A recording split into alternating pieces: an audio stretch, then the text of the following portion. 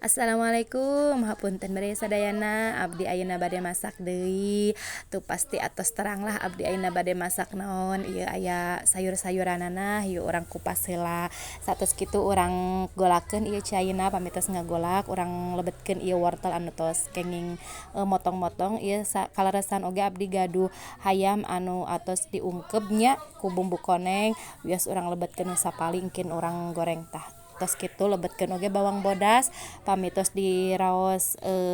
rada hipu ieu wortelna lebetkeun oge ieu sayur kolna sareng bawang daun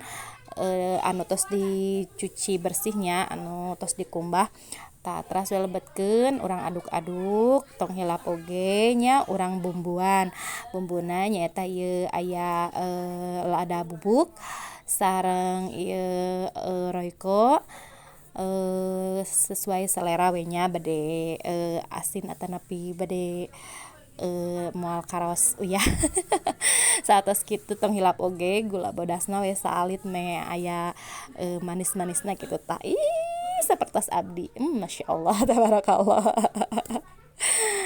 Satos kitu urang goreng oge tadi hayam anu atos diungkepnya tah tos beres alhamdulillah tuh mam teh sareng sayur sop sareng daging oge tah ieu we aya buah-buahanana buah naoncing ieu tah ieu oge ya aya nanas tah sakitu we panginten ti pribados wassalamualaikum warahmatullahi wabarakatuh.